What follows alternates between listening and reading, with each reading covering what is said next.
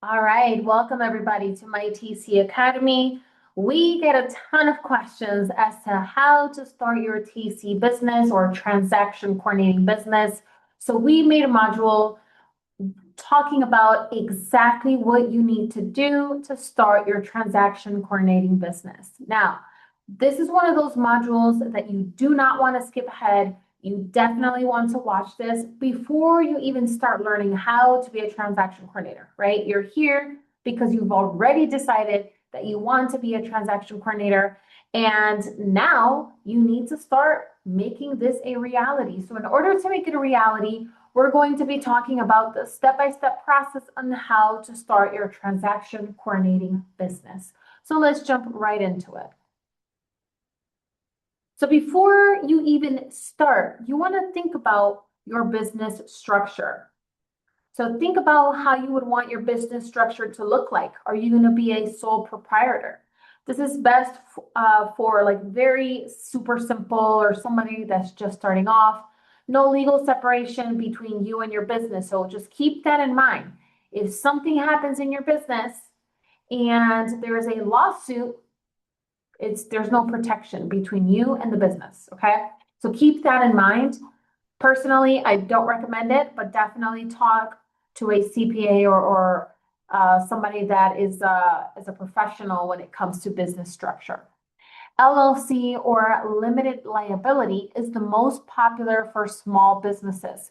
This protects your personal assets and is very flexible when it comes to taxes. Now, this is going to give you that protection between yourself and the business. This is one of the business structures that is the most common and typically what transaction coordinators tend to go to.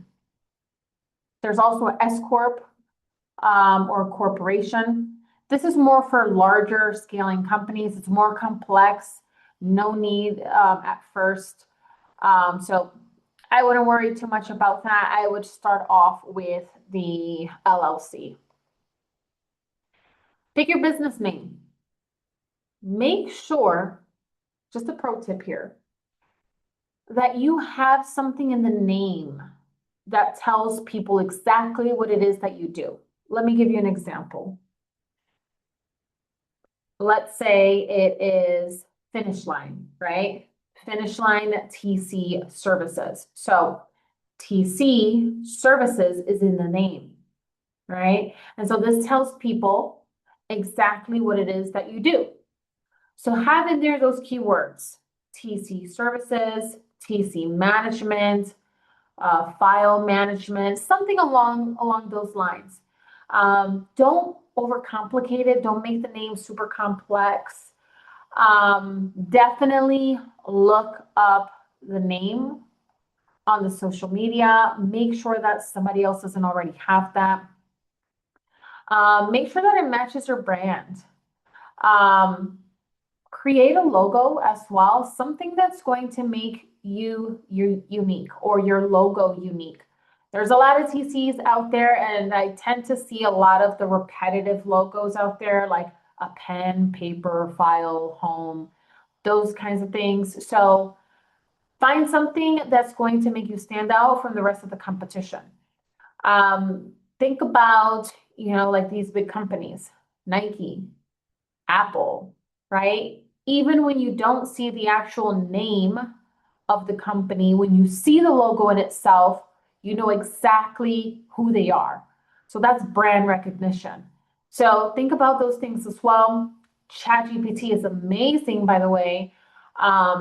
You just have to know how to prompt it, but it can help you try and come up with some names, and then again, cross-check it, make sure that it's available, make sure that the domain is available. In order to check the domain, you can check on GoDaddy.com. That's one of my preferred sites. I'm sure there's a ton of sites out there where you can check if that domain is available. The domain is what eventually is going to be your website or your email address. So make sure that that's available. And also, when you pick a domain, make sure that it's not extremely long. Okay, when I first started off with my TC business, the name was pretty long and it's a lot of letters. And so if you're spelling it out to someone, there's a higher risk or a higher chance that they're going to misspell it. So again, don't overcomplicate it. Don't use too many repetitive letters or letters that can get kind of complex, like JT, blah, blah, blah, blah, blah. Those things can become kind of confusing. So the easier you can make it, the better it is. Search for your state's business registry. Make sure, again, that someone in your state is not using this name as well. Register a business with the state.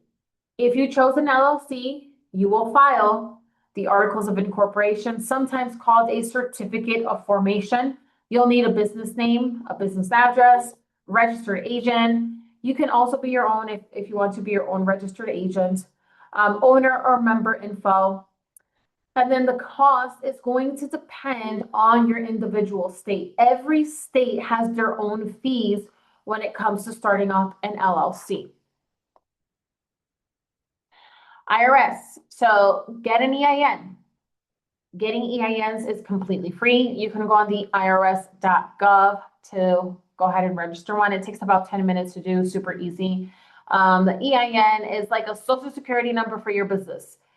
This is going to identify your business, okay? It's a unique number. No one else can have that.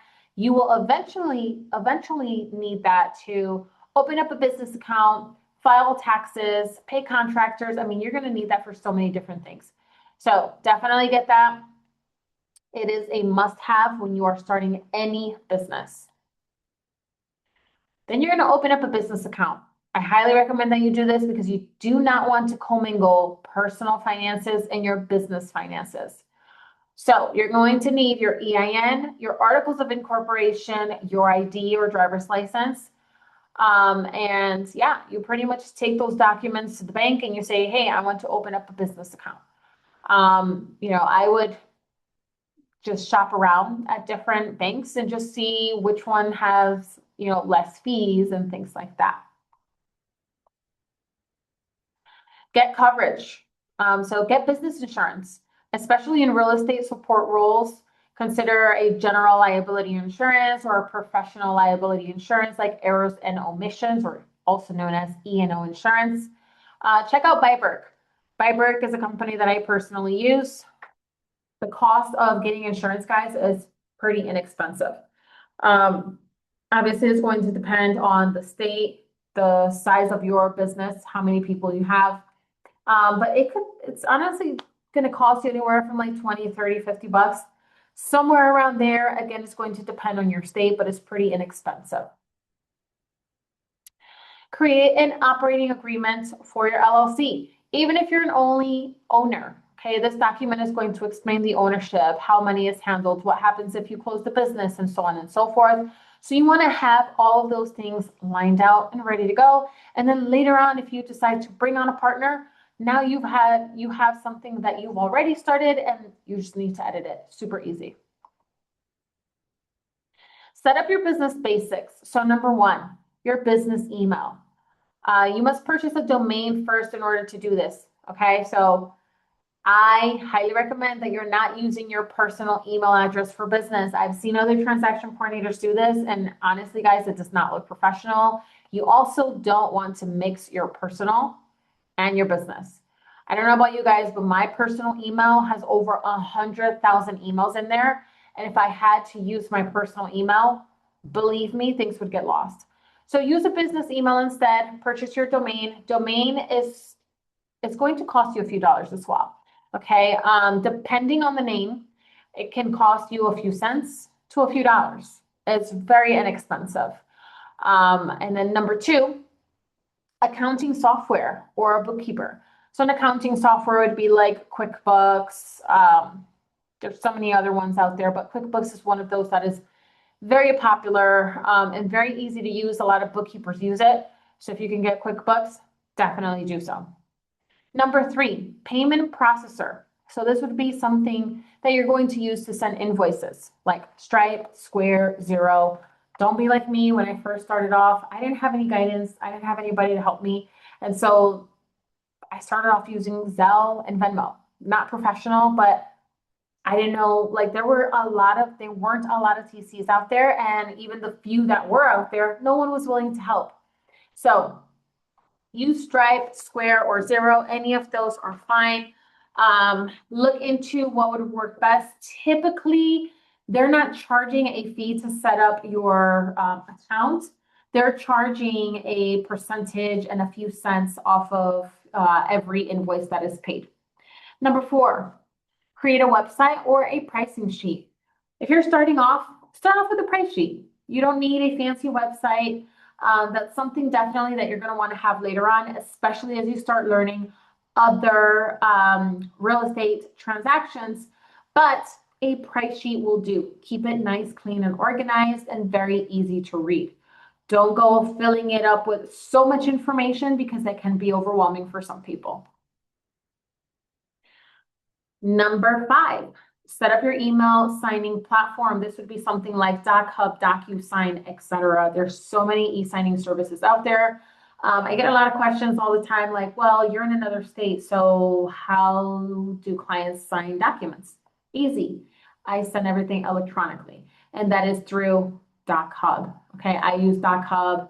DocuSign can get very expensive. They have a tiered packages. After you send a certain amount of signatures out, they want you to upgrade each and every time. So over time, it can get very expensive. I use DocHub. It is unlimited signatures for a few dollars every single month. At this point, I think I pay like anywhere about $15, $20 a month, but I also do have a team with me. So again, it's going to vary on your individual situation. Number 6, refine your TC agreement, your service agreement.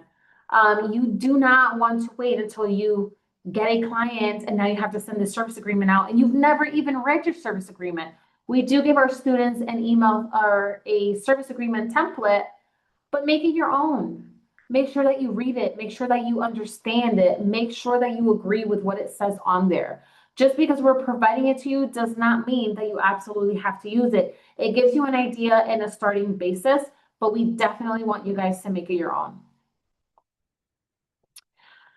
You're definitely going to want to connect with a professional, whether that's a CPA or a bookkeeper. At least start building relationships now, even though you may not need them right away, but you want to have those relationships ready to go once you're ready to launch your business. And once all these steps are done, you are legally banked, tax ready, registered, and protected. Thank you guys so much for watching this, and I will catch you guys in the next video.